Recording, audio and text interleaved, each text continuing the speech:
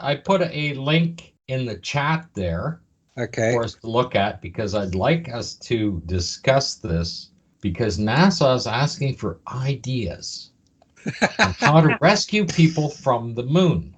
The thing is, are you a problem solver, an inventor, or always coming up with creative or clever ideas? Then NASA might need you. We're looking for members of the public to send ideas on how to rescue astronauts who might find themselves in a difficult situation while they're on the moon. They're willing to pay up to $20,000.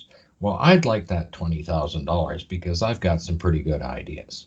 One of the first ones is I'm going to start referring to Stephen Hawking's wheelchair. The computer on his wheelchair in the 1980s was able to give highly technical scientific responses by simply that thing looking at his face while he's sitting in the wheelchair. And I mean, they claimed that the first idea of that computer was that Stephen Hawking could look at the letters on a keyboard on the screen and type out his response by looking at each letter. That's how they did it. But if you look at Stephen Hawking, he just has a dead stare in his face looking at the camera, not even at his computer. And I mean, the only thing that's going to be happening is that computer would have to read the drool coming out of the corner of his mouth to give the scientific responses. But if they had that technology of that computer in the 1980s, why don't we have much higher tech computers for our autistic people and everybody else that has speech impediments and you name it, that would be able to assist these people? Those computers simply don't exist. Stephen Hawking was the only one that had this machinery, which is a one-off thing. It's one of those technologies that just disappear again. Yeah, just seem to. Lost technology. Yeah. However, if you're on the lunar surface and you need to be rescued, you first have to assume that the person that needs to be rescued is somewhat disabled, his communication is down or whatever. Now, if the suit had sensors reading body temperature, heart rate, the oxygen levels in the suit, if all of that is being relayed back to the mother ship, and you have a vehicle on board that ship, it would become autonomous and be able to respond to the astronaut, knowing that the astronaut is in trouble, assuming he's not able to communicate. So now it's an autonomous machine based on his vital signs. It's being monitored all the time. Now we have Boston Robotics, and they've got those beautiful robots running around. They don't need to have a spacesuit on. They could be on the lunar surface. They could, deal with the extreme radiation, the vacuum, and the temperature. You could build a machine like that. And I mean, if you look at Disney, when they put on the show with the Boston Robotics guys, and they literally shoot them out of a cannon, I mean, you literally have these robots lined up like that, like the guys out there half a mile. Well, that's no problem on the moon when it's 1/6 gravity and no atmosphere. You could just line it up and shoot the robot right out to the guy and shoot the rescue dog as well. You know, they got little four-legged ones running around there.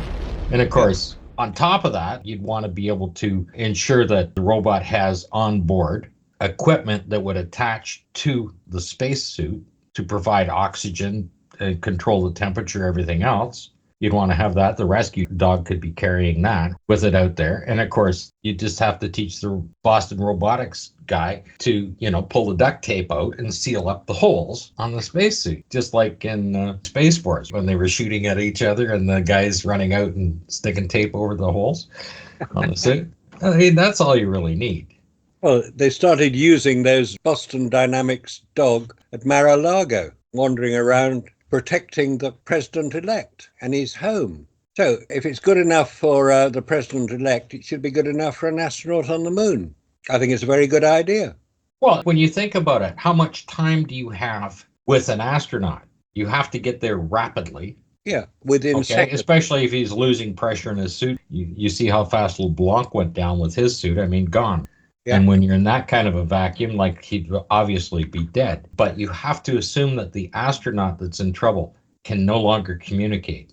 He's either not conscious or he's lost his radio communications or whatever. So the machine actually has to be autonomous. The very first thing is it has to monitor the vital signs of the person in the suit. And of course, with our GPS coordination and everything else, right, you know exactly where they are. And you keep the rescue machine within range of that person. Or you build a rover that has all of that equipment on it as well. That's completely autonomous and completely mobile on its own. Yeah, it'd be a good idea. Supposing the lander was not functioning correctly and they couldn't take off. Oh, you're just dead. You're just going to run out of resources. Then you just avoid the delay and just have the robot just take you out quicker. Yes. What's the phrase they use? R245? Yeah. Do you want to be electrocuted or eaten by a shark? The robot walks up and said, well, how do you want to die? Do you want to wait 10 hours before you run out of oxygen, or do you want to die right now? Yeah, it takes 3 days to get a rocket from Earth to the moon, minimum. And see if they can land in the correct spot. And supply what's needed. I mean, astronauts would be dead by then if they don't have the additional resources available to them. Even if they had another machine in orbit, they'd have trouble. If you had a response on an autonomous machine that could deal with you within, say, a couple of minutes, you're still dead if you lose pressure in your suit. Yeah, you are. Completely. End of story. Literally, every part of your body literally explodes as the gases are trying to come out of every part of your body at the same time. Look at LeBlanc. He survived it, and he was unconscious so fast. That was just the difference, the variance in very little pressure differential. You're looking at less than 10 psi difference there he was at, that it dropped down to, and just boom, down he went. That's right, yeah. It was very fast. I think that was surprising how rapid it occurred. You know, his tipping over backwards, totally out of control, and his tongue was boiling. Very unpleasant. If NASA is looking for rescue ideas, the rescue has to be there, very close to them all the time. That's like having a backup. Has to be right there, very close to the people wherever they are all the time. They can't have a bunch of people out there running all over the lunar surface, because they'd have to have a backup for every person there. Yeah, they do. Which is why ships carry lifeboats on board the ships, so they're close by when they're needed. I mean, that was one of the problems with Titanic. They didn't have enough lifeboats. And that changed maritime law afterwards, because they discovered that if a ship sinks, you know, like if a lunar lander sinks or doesn't work, you've got to have your support immediately to hand, not 3 days away on Earth. That's basically a recipe for death. Basically what you need on the moon, because stuff is instant. Death can be instant. Your suit just has to be 100% bulletproof all the time. I mean, that's why nobody ever went to the moon, because there was no possibility of survival if anything went wrong, which is why President Nixon had that speech ready. They went in peace for all mankind, and they will rest in peace for eternity. Nice praise. In those suits, as soon as they depressurize the machine, they've got out of there. Those zippers don't even do up. They don't even seal, and they're on display. That's the biggest thing. They're on display. We've identified so many of the anomalies to do with the moon landing that we can have a definite conclusion that they never went there, because it was far too risky. I mean, we're seeing it today with Artemis. It's been delayed yet again. Is it because they know that they cannot protect astronauts against the radiation and against the vacuum of space? Well, if they got there 55 years ago, can't they just use what they used then? Or didn't that work either?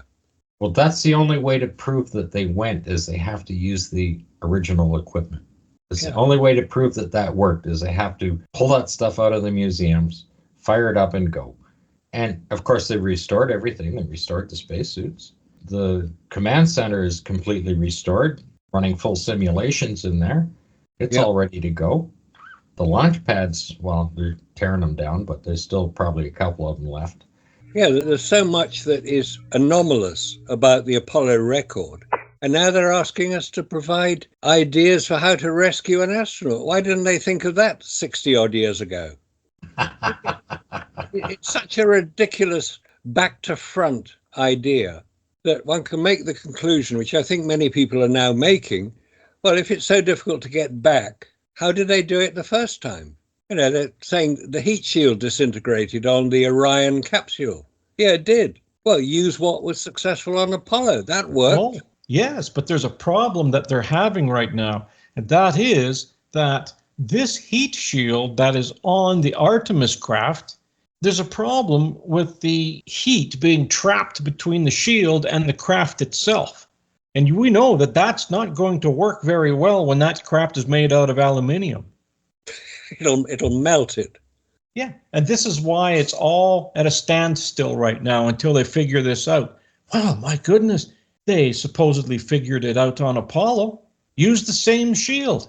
Also, we've not had explained to us on Apollo, because the Apollo command module was attached to the service module with steel bolts from the command module through to the service module. And those had to be separated before the command module could re-enter Earth's atmosphere. We're not told how that was done, and those steel bolts went straight through the heat shield. They had to. Yep. There's no other way to attach them. We see it on the Orion capsule. They have steel bolts or titanium or whatever they use attaching the Orion capsule to the service module. And they are separated by explosive bolts. And then you have little caps that enter the hole that those rods occupied before the Orion capsule can return and the heat shield to work. And now we're told there's a heat build-up between the heat shield and the capsule. It makes no sense. Absolutely no sense. Because if Apollo was so successful, was it 9 times they managed to allegedly return from lunar orbit with the command module intact and the heat shield working? We're told that was what happened on Apollo. And now we're told they can't do it on Artemis 60 years later. Come on, guys, get real, or hold your hand up and say, okay, we faked the whole thing for political reasons. Yeah, and when they're attaching that, it's not just through the heat shield, it's going right through the skin as well onto the frame. Yeah, it is. It's like you're going to have some pretty good material there to secure that right to the frame of the vehicle. So you're compromising the skin as well at that to seal it off as well at that particular thing. And the heat can transfer directly through that material. It's called conduction. That's how heat travels within metal. It's conducted along it. Put a saucepan on your hob, and if you touch it before it's cooled down, you're going to burn yourself. That's conduction. That's just not heat that's coming down when they're on re-entry. That is like a cutting torch. It's turning to plasma. That just cuts through metal like crazy. It does. So NASA not only have a problem today, they had a problem 60 years ago. If they can't solve it today, did they solve it 60 years ago? I say no. Who can prove me wrong? Come on, all you NASA supporters, you must know the answer. Let's hear it. Because otherwise, we will claim with total conviction and evidence to back it up that Apollo was faked. It was a fraud. It was fiction. It was done for political reasons during the Cold War, the space race, the Vietnam War, the assassinations going on in America in the 1960s. Something had to be seen to work. Whether it worked or not is irrelevant. It was seen to work. That's the difference. And if you've got any information which contradicts that statement, let's hear it. Just saying, well, we got the pictures and the films, it must have worked. Talk to the astronauts, they know what was happening. Yeah, they're all under national security conditions. They're not going to admit to any problems. That's what military people do. They keep secrets. When their commander-in-chief, the president, says, jump, they only have one question. How high, sir? Come on, get real about this. Let's stop this fraud, this fiction, this fabrication going on, because it's not helping the future. The Artemis program will not work with the current conditions. It needs additional information, additional science, additional people to take a look at the problems from first principles and try to solve them. Maybe SpaceX will do it. They're trying to get back to the moon. Well, the problem is they keep coming up with new problems. I was just watching a thing. The Van Allen belts are now another 20,000 kilometers out. So instead of being 40,000 kilometers across, now it's 60,000 kilometers across. That kind of interferes with all of the data that they were so-called recording as they were going through the belts when they're reading the radiation. They're showing it dropping off at that particular, and now it needs to go out another 12 more miles, right? That seems to be a problem. Actually, I did watch a program the other day on the space shuttle heat shields themselves, right? And the difficulty attaching them to the craft itself, the expansion rates, the adhesive that was going on there. They tried all kinds of different materials, and they were talking about the heat going in and building up against the craft itself.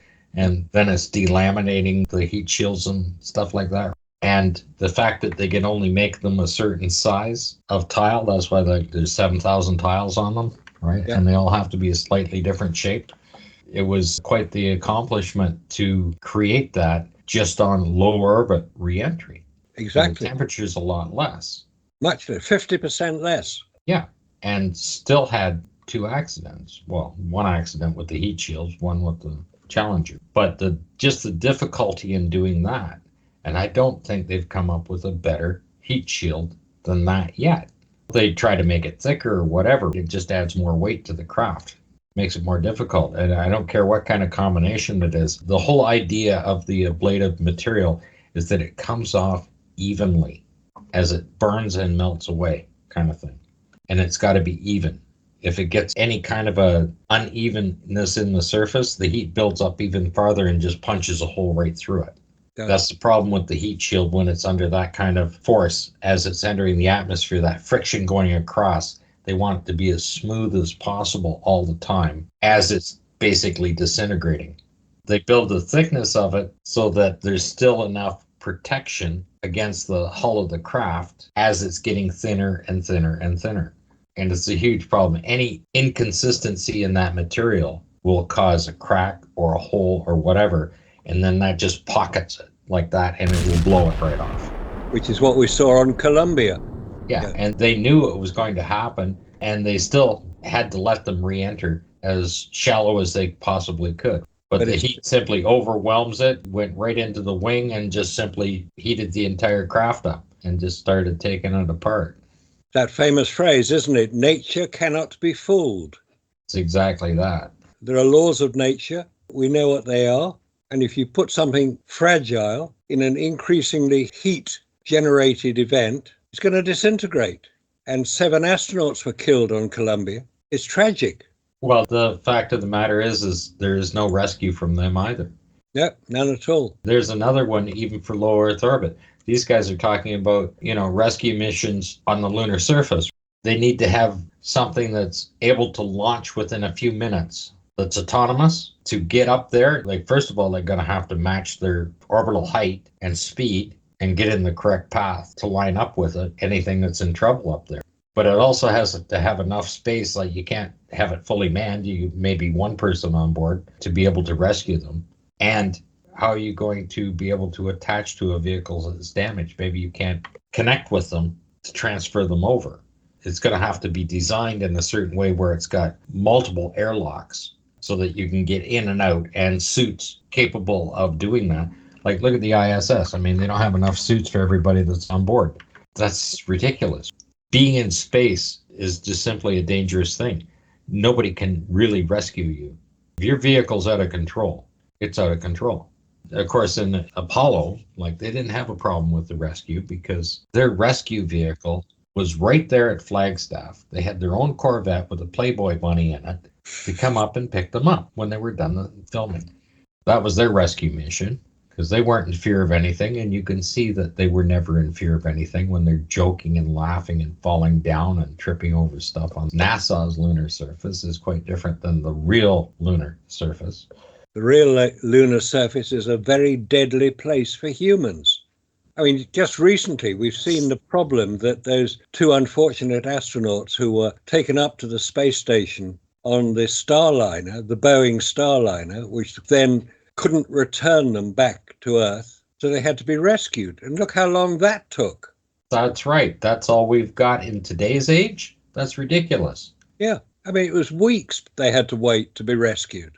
Fortunately, the space station had enough consumables on board to allow 2 additional astronauts to survive. But it was weeks before SpaceX was able to go up and bring them back down again. And you're talking about the moon? Forget it. That was actually into the months, wasn't it? Yeah, it was. There's no rescue possible from the moon in any length of time that would allow an astronaut stranded on the moon to stay alive. There are so many other factors involved. If you think about that, though, that it took that long for them to rescue those people, what happens if they need supplies? Just under normal operations, all of a sudden they need supplies. Say they had an oxygen tank failure and it just bled out everywhere. They need to come up. Not only do they need to repair that equipment, but they need to get up there right away because people are going to run out of oxygen. You need a launch vehicle there all the time to resupply them in any kind of an emergency like that. Yeah, and that's not available either. It takes quite a while to get a rocket ready for launch. That's right. So it should already be ready. It should be on the launch pad ready to fire all the time. But that's not what happens. And also, the other thing that humans need, other than oxygen, obviously, is water. The human body needs water. If you spend 3 days or longer without water, you die. It's very simple. That's what nature designed us for. We need water to keep us alive. And if there is no water, that's easier to produce in space than oxygen. Oxygen we need within a few seconds. If we don't have it, we're dead. If we got enough oxygen, you need water. You need water available the whole time you're there. Without water, we're dead. Food we can survive without for about 3 weeks. Then it gets quite uncomfortable. So all these things have to be thought through because that is what nature designed us. You can't say, oh, well, you're on the moon, you've got to survive there for a week until we can get a rocket up to rescue you. No, that's not how it works. They should have their lifeboat with them when they land on the moon, assuming it'll work. If it's not there, they're dead. It's sad, but it's true. Nature cannot be fooled. Further down in the article, it said, they're looking for a cutting-edge design that is low in mass, easy to deploy, and enabling one astronaut crew member to safely transport their suited, incapacitated partner back to the human landing system. And like I said, Boston Robotics have those. I mean, you can build a robot that can lift just about anything and balance itself and everything else. They're talking 700-pound fully suited astronaut is 700 pounds now. 343 kilos, this article says. That's a lot of weight. I mean, you're in 1/6 gravity, so the robot only has to deal with 1/6 of that, but still looking at 150 pounds. The Boston Robotics guys can easily pick that up. Yeah, it could do. And so their dogs carry more than that for military equipment. They're carrying 500 and 600, 700 pounds. They want a lightweight vehicle. Well, those would be exactly that. And not operated by a crew member. Just make it fully autonomous. In this day and age, why not? Well, that article, that was sent in by Neil. Here they are trying to set up a rescue mission in case it happens. Like Scott said, you need a vehicle that is ready to go on that launch pad. Where is it? It's not there. No. So which means they're going to need an extra launch pad. Well, Kennedy, I believe, has 3 launch pads.